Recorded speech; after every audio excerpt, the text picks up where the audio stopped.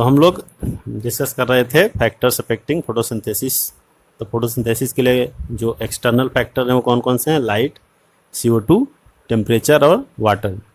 तो जब भी हम लाइट के बारे में बात करते हैं एज ए फैक्टर, तो उसमें हमको ये चीज़ डिस्टिंग्यूश होना चाहिए, डिफ्रेंशिएट होना चाहिए। क्या क्या चीज़ें? Light intensity, light quality and duration of exposure of light या फोटो पीरियड। तो यहाँ पे हम सबसे पहले देखते हैं कि लाइट इंटेंसिटी की बात करें तो हम यहाँ एक लीनियर रिलेशनशिप देखते हैं, किसमें? रेट ऑफ फोटोसिंथेसिस में और लाइट की इंटेंसिटी में। तो आप ये वाला ब्लॉक देखिए, यहाँ पे इधर लाइट की इंटेंसिटी इंक्रीज हो रही है और रेट ऑफ फोटोसिंथेसिस इधर ये बढ़ रहा है, इधर ये बढ़ रहा है, तो सीधा एक लीनियर रिलेशनशिप मिल रहा है। ठीक है। और एक लेवल के बाद आप देख रहे हैं कि एक लेवल के बाद अगर हम लाइट की इंटेंसिटी बढ़ा भी रहे हैं तो रेट ऑफ फोटोसिंथेसिस नहीं बढ़ रहा है, यानी कि कांस्टेंट हो जा रहा है। ठीक है। तो इस तरह से मतलब एक लेवल तक ही लाइट का इंटेंसिटी बढ़ने से फोटोसिंथेसिस का रेट बढ़ता है। ठीक है।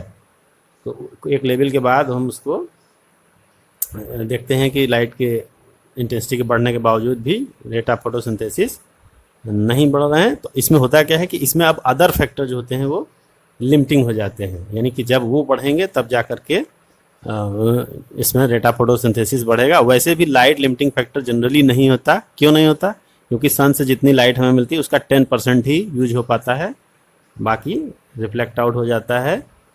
तो इस तरह से अगर हम बहुत सारे ऐसे प्लांट जो शेड में है, छाया में हैं, या फिर डेंस फॉरेस्ट में हैं, या हाउस होल्ड हैं, तो घरों के अंदर हैं अगर, तभी उन पे लाइट का इफेक्ट पड़ता है रेट ऑफ फोटोसिंथेसिस पे। नहीं, जनरली इतनी लाइट मिल जाती है कि वहाँ लाइट लिमिटिंग फैक्टर नहीं होता है। मोस्टली मतलब प्लांट्स को लाइट जितनी उनकी रिक्वायरमेंट होती है उस हिसाब से मिल जाती है। तो इसलिए और अधिक लाइट में क्या होगा?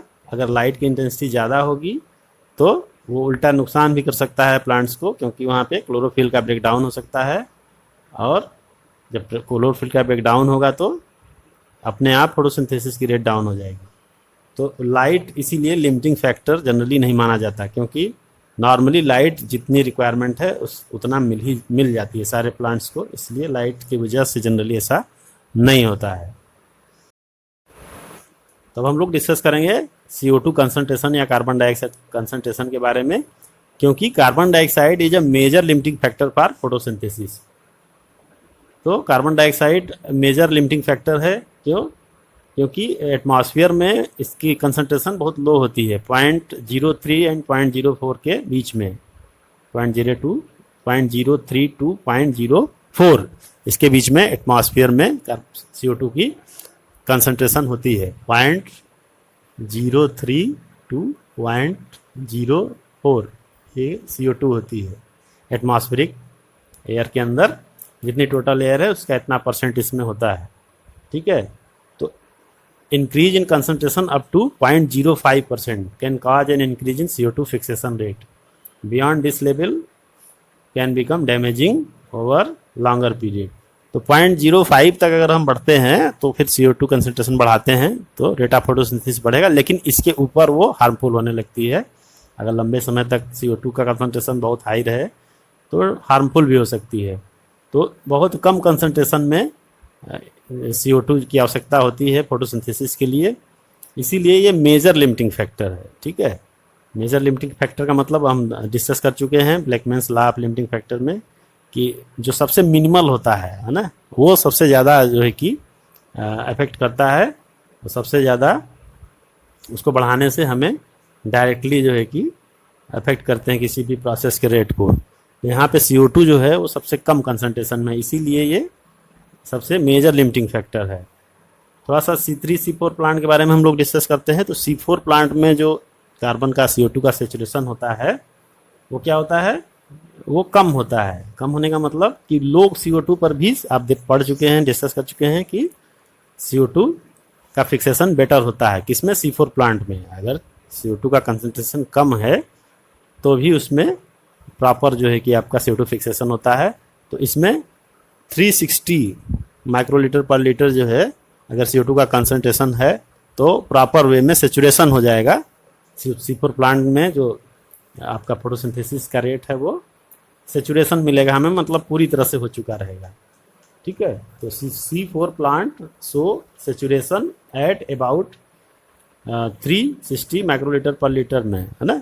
तो C4 प्लांट में हमें बहुत जल्दी, ये कह सकते हैं कि पहले मिल जाता है CO2 का कंसंट्रेशन। यदि 360 माइक्रोलीटर पर लीटर है तो हमें सेचुरेशन मिल जाएगा। लेकिन C3 प्लांट में ये चीज़ हमें मिलती है 450 के बाद।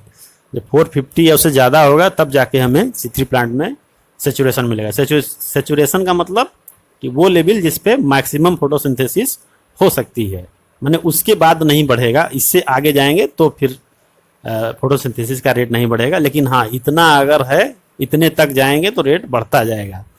तो C4 प्लांट में अगर हम CO2 मान लीजिए 0 है, धीरे धीरे बढ़ाते जाते हैं तो क्या होगा, 360 माइक्रोलीटर आने पर ही उसमें पूरी तरह से फुल फ्लैश आपका फोटोसिंथेसिस हमें मिलना, मैक्सिमम रेट मिलने लगेगा फोटोसिंथेसिस का। लेकिन C3 प्लांट में हमें 450 तक जाना पड़ेगा।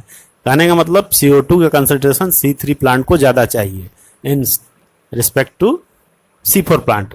तो आप पढ़ भी चुके हैं कि C4 प्लांट में CO2 का फिक्सेशन बेटर होता है, ज़्यादा उनकी एक्सेप्टेबिलिटी होती है ना, ज़्यादा आसानी से एक्सेप्ट कर पाते हैं, उनको कन्वर्ट कर पाते हैं, फिक्स कर पाते हैं। तो और नॉर्मली हमने बात कर ही लिया कि CO2 का फिक्स कितना परसेंट होता है, 0.03 से 0.04। ठीक है, तो CO2 जो है liability of CO2 levels in is limiting in C3 plant. तो C3 प्लांट में जो CO2 लेवल है वो क्या है, लिमिटिंग फैक्टर है ना, क्योंकि C3 plant respond to higher CO2 concentration by showing increase rate of photosynthesis leading to higher productivity has been used for some greenhouse crafts such as tomato and bell pepper. तो tomato और bell पीपर ये दो ऐसे plant हैं जिनमें high CO2 concentration दे करके और फोटोसिंथेसिस के रेट को हम लोग ग्रीन हाउसेस के अंदर बढ़ाते हैं। ठीक है, तो ये और इस तरह से हम हाई CO2 के मीडियम से हाई यील्ड प्रोड्यूस करते हैं, प्रोडक्शन बढ़ा सकते हैं। तो C3 प्लांट में ये लिमिटिंग फैक्टर है और आप इसका रेशियो देख चुके हैं कितना है, 450 तक ये रेट इसका बढ़ता जाता है। अब इसी CO2 और लाइट इंटेंसिटी को लेकर के हम एक एक्सपेरिमेंट देखते हैं, नीचे के ग्राफ में देख रहे हैं। तो यहाँ पे क्या है, फोटोसिंथेसिस के रेट जैसे यहाँ था उसी तरह यहाँ भी है, ये CO2 का कंसंट्रेशन है। और ये जो आपका है ये दिखा रहा है ग्राफ को, और इसमें आप देखते हैं कि अगर हम मान लीजिए कोई एक लाइट की इंटेंसिटी लेते हैं, ठीक है, तो लाइट की इंटेंसिटी में क्या होता है कि जैसे जैसे CO2 का कंसंट्रेशन बढ़ता है वैसे वैसे फोटोसिंथेसिस का रेट बढ़ता है। तो हमें ये ग्राफ मिलता है A और B। ये AB जो पॉइंट है वो एक light intensity, fix light intensity पे हमें इस तरह से मिल रहा है। और फिर क्या होता है, एक लेवल पे पढ़ने के बाद CO2 का कंसंट्रेशन बढ़ता है तब भी फोटोसिंथेसिस का रेट नहीं बढ़ता, वो कांस्टेंट हो जाता है। तो एक ये फिक्स लाइट इंटेंसिटी के ऊपर हो रहा है। अगर हम उस लाइट इंटेंसिटी को बढ़ा देते हैं तो क्या होगा, ये रेट हमारा और बढ़ जाएगा, ग्राफ और आगे जाएगा, ऐसे सीधा जाएगा, कुछ दूर तक सीधे जाएगा, फिर एक समय के बाद वो कांस्टेंट हो जाएगा। फिर हम लाइट इंटेंसिटी को और बढ़ा देते हैं, तब क्या होगा, फिर इसका रेट और बढ़ेगा, फिर उसके बाद ये कांस्टेंट हो जाएगा। हालांकि एक लिमिट के बाद लाइट इंटेंसिटी बढ़ाने के बावजूद भी फिर रेट ऑफ फोटोसिंथेसिस नहीं बढ़ेगा। लेकिन CO2 का कंसंट्रेशन हम पहले बढ़ाते हैं तो देखते हैं कि B पॉइंट पर आने के बाद ये कांस्टेंट हो जा रहा है। B to C जो है वो कांस्टेंट फोटोसिंथेटिक रेट को शो कर रहा है, और यहाँ से यहाँ तक ये इंक्रीजिंग रेट दिखा रहा है। लेकिन ये एक फिक्स लाइट इंटेंसिटी पर हो रहा है। अगर लाइट इंटेंसिटी को हम बढ़ा देते हैं तो फिर हमारा ग्राफ थोड़ा और ऊपर जाएगा, ठीक है, और फिर एक पॉइंट के बाद फिर वो कांस्टेंट होगा। फिर लाइट इंटेंसिटी और बढ़ाते हैं तो फिर और बढ़ेगा। तो इस तरह से लाइट इंटेंसिटी और कार्बन डाइऑक्साइड, इस दोनों का आपने देख लिया क्या इफेक्ट है। ठीक है, तो ये एक एक्सपेरिमेंट है जो कि ये शो करता है कि लाइट इंटेंसिटी और कार्बन डाइऑक्साइड किस तरह से रिस्पॉन्ड करती है प्लांट्स के अंदर। तो इसमें CO2 को मेजर लिमिटिंग फैक्टर माना जाता है, ये आप जरूर याद रखिएगा, क्योंकि लाइट तो ऑलरेडी इतना मिल जाती है प्लांट को कि उसको अलग से बहुत ज़रूरत नहीं होती है, या रेट पे बहुत ज़्यादा इफेक्ट नहीं आता उससे। लेकिन CO2 का कंसंट्रेशन डिफरेंट एनवायरनमेंट में डिफरेंट हो सकता है।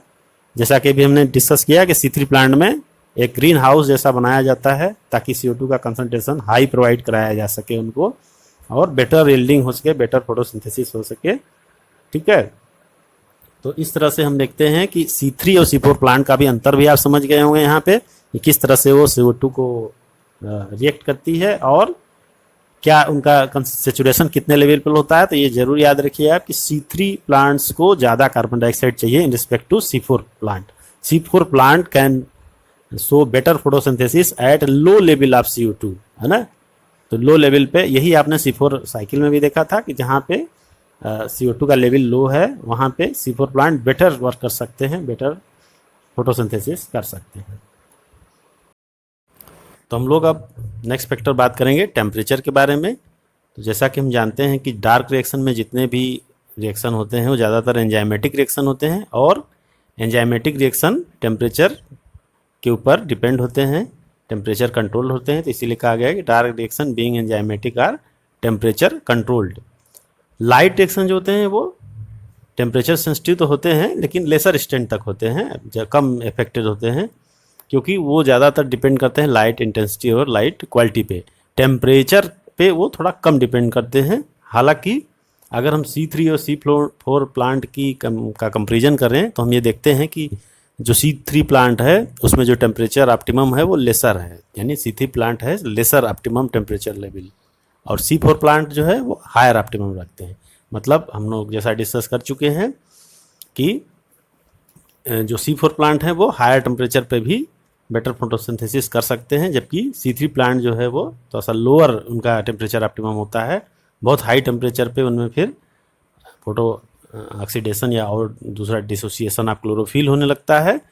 तो इस तरह से हम देखते हैं कि टेम्परेचर बहुत ज़्यादा तो नहीं, लेकिन हाँ एक टेम्परेचर ऑप्टिमम जो है वो होना चाहिए, एक रेंज होनी चाहिए, एक एवरेज टेम्परेचर होना चाहिए जिसपे कि फोटोसिंथेसिस बेटर हो सकती है। वो इसलिए कि जो एंजाइम्स है वो उनकी एक टेम्परेचर ऑप्टिमम होती है, उस लेवल पे उस टेम्परेचर पे वो बेहतर वर्क करते हैं। बहुत ज़्यादा हाई भी नहीं और बहुत ज़्यादा लो टेम्परेचर, दोनों ही बेनिफिशियल नहीं है प्लांट के लिए। एक ऑप्टिमम रेंज होनी चाहिए, उसमें वो बेटर फोटोसिंथेसिस कर सकते हैं। इसके बाद दूसरी चीज़ ये है कि डिफरेंट प्लांट के लिए ये ऑप्टिमम डिफरेंट होता है, उनके हैबिटेट पर डिपेंड करता है वो किस तरह के प्लांट हैं, इसके ऊपर उनका टेम्परेचर ऑप्टिमम डिपेंड करता है। अब कोई भी प्लांट अगर जीरोफिटिक है तो उसका टेम्परेचर ऑप्टिमम अलग होगा, मीजोफिटिक है तो उसका टेम्परेचर ऑप्टिमम अलग होगा।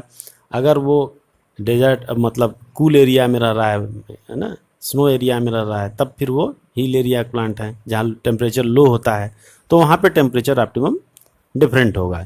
तो ये हैबिटेट पे डिपेंड करता है, किस तरह का प्लांट है इसके ऊपर डिपेंड करता है।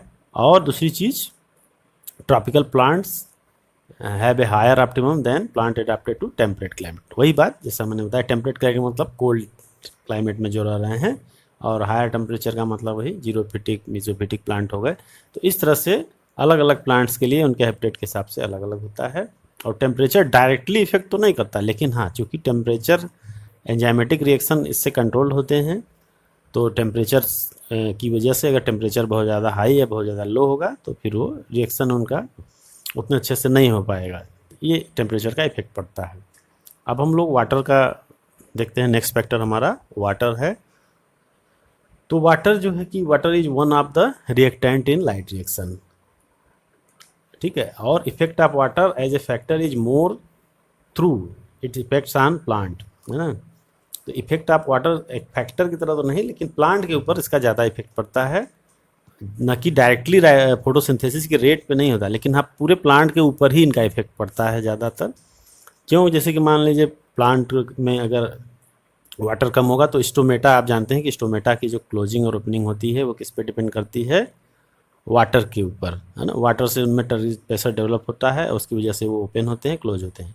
अगर वाटर डिफिशियंसी होगी तो स्टोमेटा क्या होंगे? पूरी तरह से ओपन नहीं होंगे या ओपन नहीं होंगे, क्लोज रहेंगे। जब क्लोज रहेंगे तो CO2 की अवेलेबिलिटी कम हो जाएगी। जब CO2 की अवेलेबिलिटी कम हो जाएगी तो ऑटोमेटिक फोटोसिंथेसिस का रेट डाउन हो जाएगा, ठीक है। तो वाटर जैसे आप देखते हैं ना, प्लांट में अगर पानी नहीं डालिए गर्मी के दिनों तो मुरझा जाते हैं। हाँ, मुरझाने का मतलब क्या है? फिर इनको स्टोमेटा क्लोज जाते हैं और वाटर लॉस को वो बचाने की कोशिश करते हैं। तो जब स्टोमेटा क्लोज रहेंगे वाटर डिफिशिएंट कंडीशन में तो ऑटोमेटिकली CO2 का भी ट्रांजैक्शन नहीं हो पाएगा, एंट्री नहीं हो पाएगी, तो फिर फोटोसिंथेसिस का रेट अपने आप डाउन हो जाएगा। इसीलिए वाटर इनडायरेक्टली इफेक्ट करता है, इसका डायरेक्ट इफेक्ट नहीं होता है।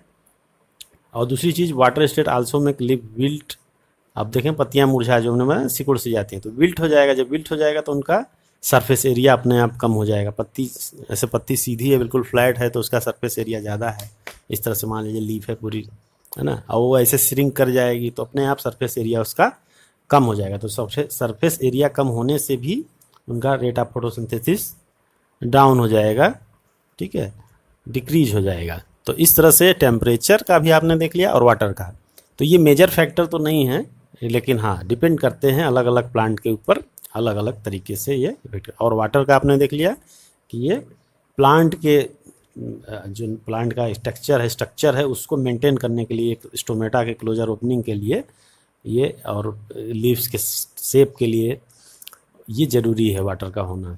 तो ठीक है, तो क्योंकि वाटर जैसे ही प्लांट में कम होता है उनका टर्जिट प्रेशर कम होगा, वो सिकुड़ से जाते हैं, मुरझा से जाते हैं। तो मुरझाने की वजह से उनकी प्रोसेसिंग डल हो जाती है, डाउन हो जाती है। इस तरह से हमने चारों फैक्टर के बारे में डिस्कस कर लिया है।